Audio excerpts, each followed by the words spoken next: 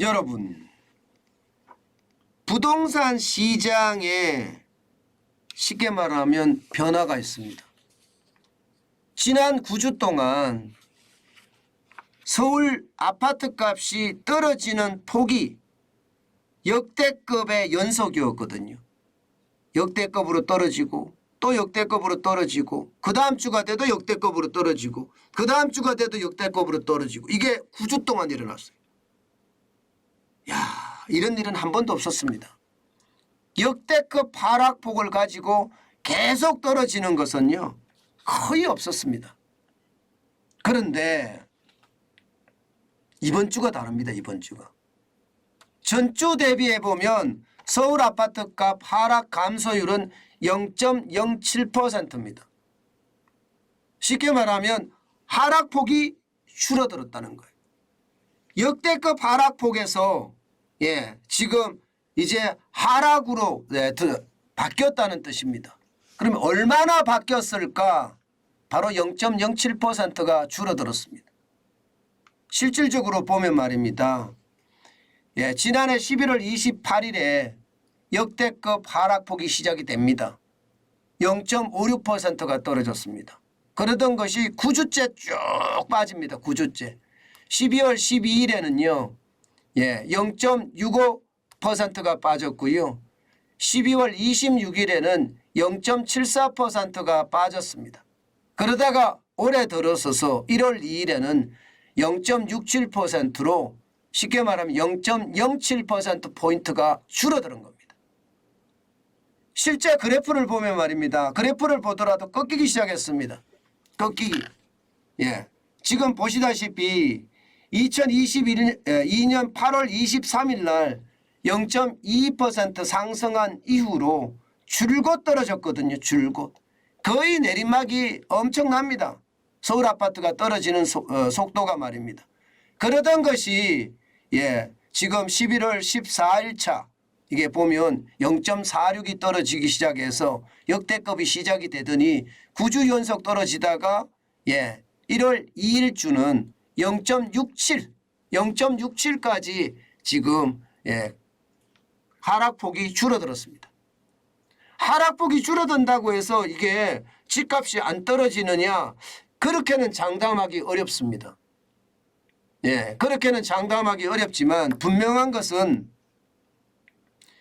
12월 26일에 0.74까지 떨어졌던 그 집값이 이제 마이너스 0.67까지 한 주에 0.67이면 여러분 10억짜리 집이면 670만 원 떨어졌다는 이야기예요. 한 주에 670만 원이면 한 달이면 뭐 2,500만 원 가량 떨어졌다는 이야기니까 굉장히 많이 떨어지는 겁니다. 0.74면 10억짜리 집이 한 주에 740만 원이 떨어졌다는 소리입니다. 어쨌든 간에 바닥을 지나서 지금 하락폭을 줄여가고 있다. 뭐 이렇게 보이는 건가요? 아마 이것은요. 지금 윤석열 정부가 문재인 정부의 부동산 규제를 대부분 해제해 가고 있습니다. 기본적으로 말입니다. 세금 폭탄이라고 이야기하는 집을 살 때 취득세, 집을 보유할 때 보유세, 집을 팔 때 양도세 이거 다 낮췄습니다. 다 낮췄습니다. 여기에다가 투기지역을 전국을 다 묶어놨던 것을 말입니다. 싹 다 풀었습니다. 강남 3구라고 이야기하는 송파, 강남, 서초 그리고 용산 빼고 다 풀어버렸습니다. 용산 빼고. 엄청나게 다 풀었죠. 규제도 다 풀었습니다. 여기에다가 분양 규제도 다 풀었습니다. 분양 규제도. 이제는 12억 이상이라고 하더라도 아파트 대출을 받을 수가 있습니다. 중도금 대출을. 그리고 실거주 의무화도 없어지고요. 쉽게 말하면 문재인 정부의 말도 안 되는 규제 그 규제 다 풀었다니까요. 그렇게 푸니까 지금 어떻게 되는 겁니까? 그렇게 푸니까 집값에 변동이 오기 시작해요. 역대급 하락폭이 멈추고요. 나 지금 집 안 팔래 하면서 매물을 거둬들이는 모양새도 나타나고 있다는 뜻입니다. 이게 서울 아파트만 이런 것이 아닙니다. 수도권 아파트도 마찬가지입니다. 수도권 아파트도 지난 12월 26일에 0.93% 떨어지던 것이 0.81%로 확 줄였습니다. 0.12%가 줄어들었습니다. 수도권은요. 수도권도 여러분도 알다시피 2021년 8월 16일에 0.40%가 오른 이후로 내리 떨어지기 시작했거든요. 떨어지는 기울기도 굉장히 가팔랐습니다. 그러던 것이 이제는요, 다시 바닥을 치고 올라가는 그런 모양새. 역대급 하락폭이 멈추고, 어느 정도 하락폭을 줄여가는 그런 모양새를 나타내고 있다. 이렇게 보여지는 겁니다. 어디 그뿐입니까? 지방도 마찬가지입니다. 지방도 보시면, 지금 12월 26일 0.59% 떨어지던 것이 1월 2일에는 0.5% 떨어지는 것으로 줄어들었습니다. 저 지방도 마찬가지로 다 줄어드는 거예요. 지방도 여러분 지난 2021년 6월 7일이네. 6월 7일 0.23%가 하락한 이후로 상승한 이후로 줄곧 떨어지고 있습니다. 줄곧 떨어지고 있어요. 게다가 하락폭도 계속 키우다가 지금 이번 주 들어서서 하락폭을 조금 줄여가고 있다. 이렇게 이야기할 수가 있는 겁니다. 여러분 시장의 변화가 있지요. 부동산 시장의 변화는 분명히 있습니다. 아무래도 금리 인상이 이제 멈춘다 이런 말이 나오면 아마 앞으로 시장의 분위기는 좀 많이 바뀌지는 않겠느냐 이런 생각합니다. 물론 윤석열 정부는 계속해서 공급을 한다고 해요. 집에 대한 공급. 지금 뭐 예저녁에 이야기 발표했던 대로 하면 적어도 250만 가구 이상을 공급을 한다고 했으니까 공급을 하면 이게 공급이 일어나고요. 금리 인상이 멈춘다고 하더라도 집값이 계속해서 올라간다 이렇게는 장담 못합니다. 저는 올라가리라고 생각은 하지 않거든요. 집값은 이제 정상화돼 간다. 쉽게 말하면 비정상이 정상화돼 간다. 저는 이렇게 말씀드릴 수가 있을 것 같아요. 제가 여러분들에게 상계 주공아파트 6단지 매매가격 추이를 쭉 말씀을 한번 드려볼까 합니다. 실제 말입니다. 2017년 5월 20일에 9층이 3억 4,900만 원이었습니다. 이것이 말입니다. 2021년 9월 7일에 11층이 9억 4천만 원. 무려 2.7배가량 올랐습니다. 2.7배. 169.34%가 올랐으니까요.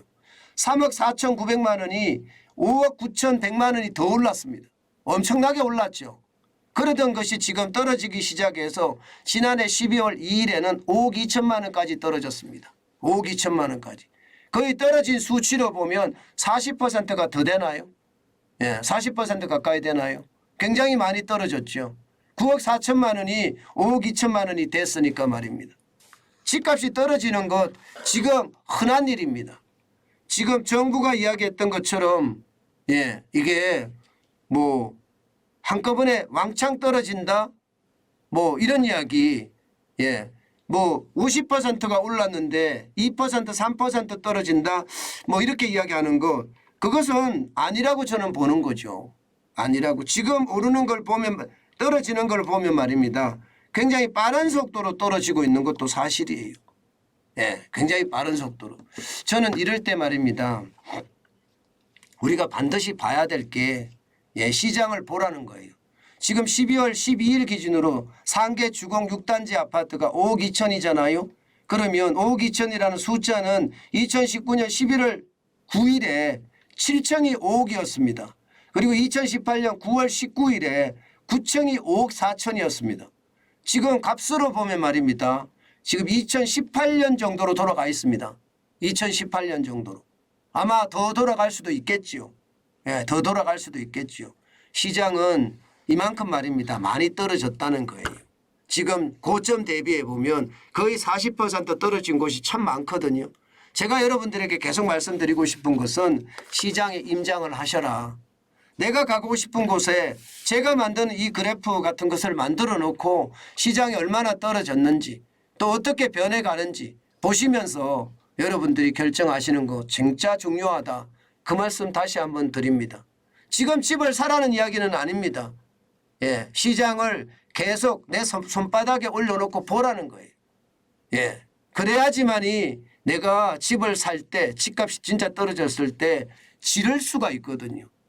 예, 집값이 얼마나 떨어진지도 모르는데 남이 장에 간다고 내가 같이 따라서 장에 가면 이거 낭패 당하기 일쑤거든요.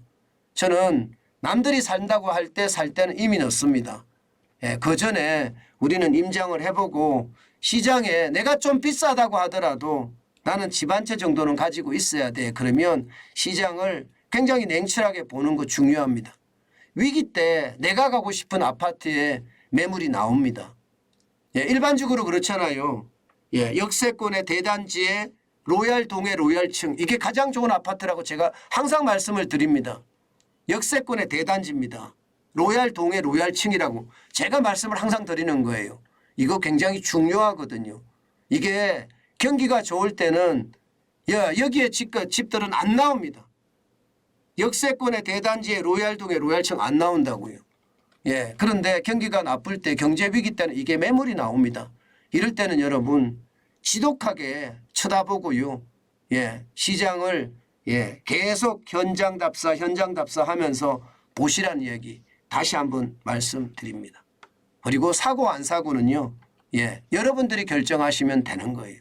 제가 사고 안 사고에 대해서 이야기해봤자 아무 영향가 없다 이렇게 생각을 하시고 나는 이 정도 가격이면 흔쾌히 살 수가 있어. 그렇게 생각하시면 사시는 게 좋겠다. 그 말씀 다시 한번 올립니다.